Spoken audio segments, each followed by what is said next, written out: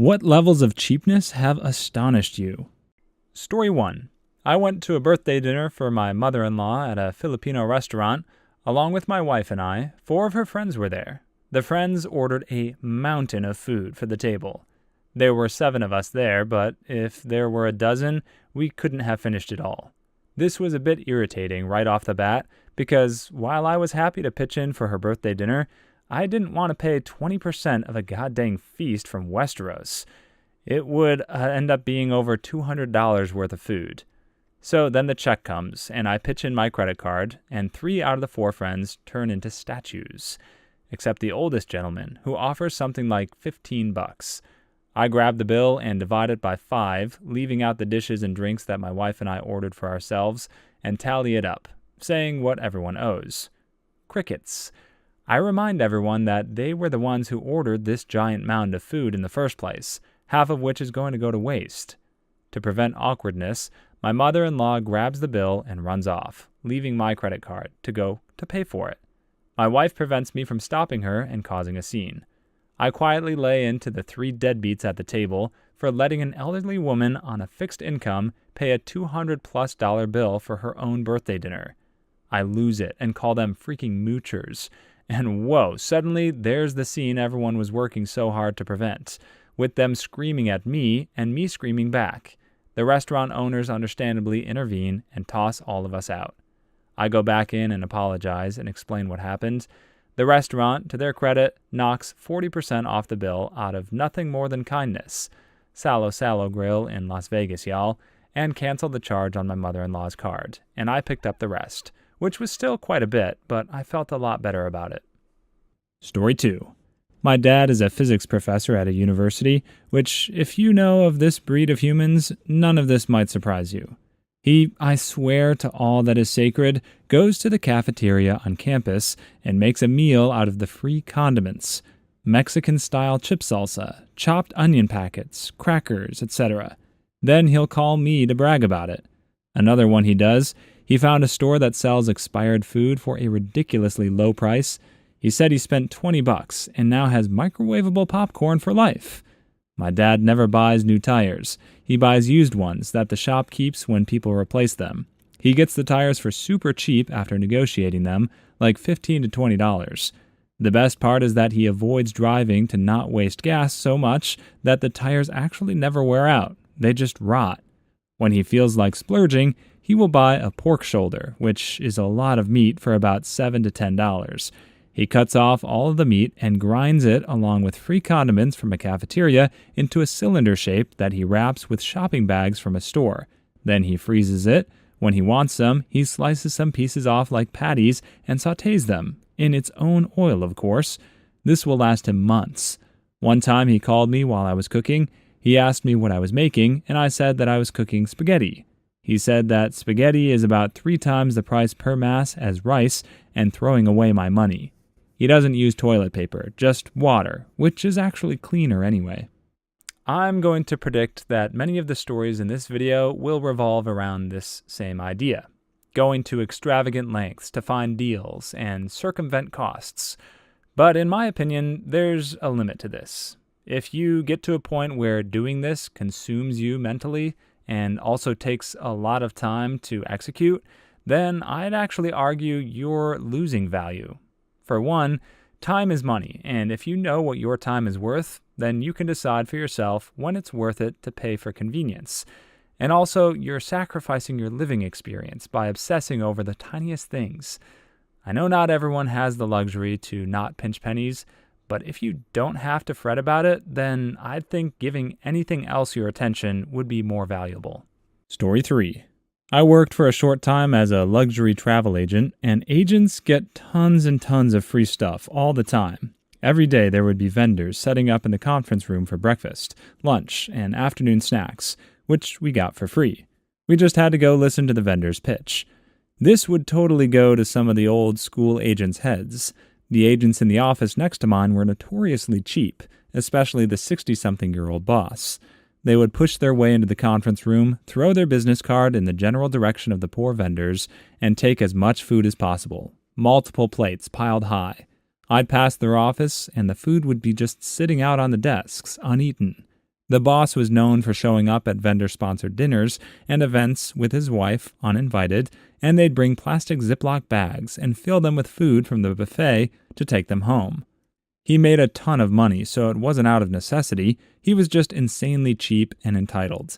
My favorite story about him was that our company used to go around the offices some Friday afternoons in the summer with an ice cream cart, and everyone would grab something. One each, because we are freaking adults in a professional workplace. Not this guy. He filled a manila envelope with like 20 ice creams, labeled in property of name, do not touch, and put it in the office freezer. My sassy coworker used to go steal ice creams from the envelope all the time for our office just to spite him. Tasted so good. Story 4. I delivered pizza last fall for some quick Christmas money. We had a customer that, I was warned, didn't tip. The manager said he would order the cheapest thing on the menu for delivery, not tip, required napkins and plates, and would demand his change. He lived 3 miles away in an ugly little trailer. I clearly remember each of his orders. My first time there, he looked shocked and said he'd never seen a girl driver. He had ordered 6 chicken wings, and his order was $7.86. He tipped me $1. When I got back and told my coworker, they were shocked. The next time I forgot the plate and napkins, he told me he needed the plate because he shared the wings with his dog. I had napkins in my glove box from Taco Bell. He asked if I had hot sauce from there too. He took everything I kept from fast food restaurants. In that short amount of time, he told me that he was a disabled veteran fighting to get his pension, and that his friend that has a business let him clean the equipment and paid him a few bucks for it. The next time, I paid for his food. The next I got to answer the phone and asked him wouldn't it be cheaper to get a couple of cheeseburgers? He said, yeah, but Mickey D's didn't deliver. I did though, and got off work in 30 minutes. I don't work there anymore, but I still bring him food every so often. Story 5. My parents are both very cheap, but my dad is especially not generous. One summer day when I was maybe 13 years old, my dad finally agreed to take me to get my eyes examined. To his surprise, I did need glasses. He insisted I wouldn't. He reminded me that he had only agreed to get my eyes examined, not to actually buy me glasses. So if I wanted the glasses, I would need to have them be my birthday present. I really wanted to be able to read the board in school, so I agreed. My birthday's on Christmas, and I always got a combined gift. So now I had to wait a year and a half to get my next present, and I knew it was my fault because I chose the glasses. I understand that parents can't always pay for things, but there was something especially cheap about turning buying me glasses into an excuse to not need to get any presents a full 6 months later. I don't really talk to my dad anymore. Story 6. Saw a guy take money from the tip jar to pay for a muffin like it was nothing. Poor cashier was in shock, I guess, because she didn't say anything. And this was from a cafeteria in an office building. Guy who did this was wearing an expensive suit. This would tick me off to no end when I worked at a coffee shop. The tip jar isn't a mandatory tip. It was exactly only for us when we went above and beyond for a customer, and they wanted us to have extra.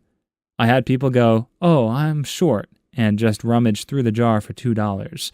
I had to stop them more than once and tell them it isn't a free goodies jar for you to buy that extra donut, you chunt. Story 7. When I delivered pizza, there was a guy who ordered from us 2 or 3 times a week, and the conversations would go like this. How much is that? $18.35 total. Okay, tell the driver I'm paying with a $20 bill, and I want $1.65 back. Never tipped, never smiled, never said thank you. One Friday night, his order was the last in a 5 to 6 order run, and the previous customers had taken all my coins and loose change. I ended up shorting him a dime and apologized. By the time I get back to the store, my boss is on the phone trying to calm him down because, to quote, I refused to give him his change. Story 8. I was a bartender at a country club. Employees are allowed to take home any food left over from weddings. After a wedding full of drunken buttholes throwing things, grabbing waitresses, and other stuff, the mother of the bride marched into the kitchen demanding 2 things, that all leftovers be given to her right now, and that the 18% tip added onto the bill for us should be removed. After explaining that she had already paid enough for this wedding and didn't want us getting anything else from her, this was after she had made sure that no tip jars would be out for us because they would take care of us later. Story 9. My grandmother, as she didn't own a computer, had to mail in all her bill payments. One month she didn't get her water bill, or it was delivered to someone else by accident. Whatever the cause, her next bill was for both that month and the previous month, and included a late fee that was less than the cost of a stamp. For the rest of her life, she skipped the bill 1 month and then paid both the next because she saved a few cents by using just one stamp instead of two. This was a woman who had somewhere around $1 million in the bank when she passed away. Story 10. 1 year? My grandparents lived through the Depression. They waste nothing. Their freezer is a menagerie of ancient treasures. Last year we ate Thanksgiving at their house. My mom did all the cooking, but my grandma contributed a couple of desserts. One was a marshmallow jello sort of thing with pistachios. When we got done eating, she proudly declared that it had been sitting in the freezer since 1996. She was afraid we'd find out and would waste it by not eating it. Weird thing is, it was still tasty as hell. Too long didn't read. Grandparents fed us 15-year-old pudding. Story 11. Last night this happened at a fair. The man at the front of the line for ice cream offered to pay for all the kids in the family behind him because he was taking a while. He gave the booth $40 and said that whatever was left over should go to the charity. The church was running the ice cream booth. The people with the kids' ice cream totaled $21, and they insisted for the change back. It wasn't even their money. When the lady refused, she asked for the manager. What the frick? Story 12. My economics teacher in high school once told us that he adopted 2 Chinese girls instead of having his own kids because statistically, Asian girls eat less, so he would be saving a lot of money in the long run. I believe his exact quote was, "When we go to McDonald's, they can split one hamburger, and it's still better than the gristle they were eating in China. What a deal." This didn't strike me as being quite so racist until some time later. Story 13. A group of folks went out for dinner at a convention, and several people had leftovers.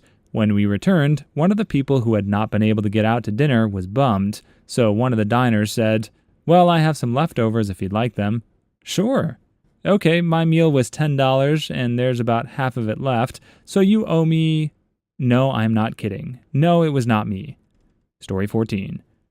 We used to frequent a bar/club when we were younger because they accepted our fake IDs and sold $1 beers on Friday nights.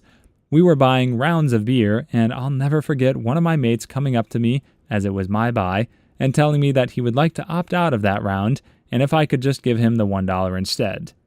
Story 5. My grandfather had a firmly held belief that any drink served in a restaurant should cost no more than 10 cents per glass. So if the restaurant charged $1.50 for a sweet tea with free refills, he would sit there until he drank at least 15 glasses. Nobody else could leave until he was done. Story 16. I had a bunch of cheap Bic pens when I worked as a server at Applebee's. I left one with the table so they could sign the receipt. I watched the dad sign it, get up, start walking away with his family, turn around 6 feet later, go back to the table, and pocket my pen. Story 17.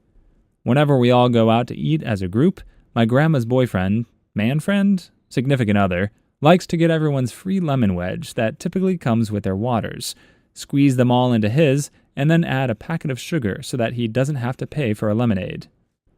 In Sweden, there's a great term for grandma or grandpa's significant other. I guess it could be anyone's significant other, but it's so that you don't sound like a schoolgirl in your 80s talking about your boyfriend or your girlfriend. Sambo and serbo, which means significant other that you either live with or live separately from. Maybe I've got those reversed. But typically it's used for elderly folks who are dating again after their spouse has passed away. Story 18. My mom had a boyfriend that would pull the stems off of cherries before purchasing them from the grocery store because he felt they'd weigh less without the stems, and he'd get more for the money. He probably saved $1 over 10 years. You can't argue with savings. Story 19. My mom and I once went to the cinema with a new friend of hers. As we were leaving, the friend found $5 under one of the seats and then made us stay back in the empty cinema while she checked every row for any more fallen cash. Story 20. My girlfriend invited me to her mother's birthday dinner, and tonight she revealed to me we would be dining on leftovers from her brother's rehearsal dinner a year ago. Maybe saving leftovers for work the next day, but a year later, what the frick? Story 21. My grandma would take my brother and sister to a restaurant, and instead of buying us milk, she'd make us drink the tiny creamers. Please leave your stories in the comments. I'd love to make a video of them in the future. Also, don't forget to like and subscribe.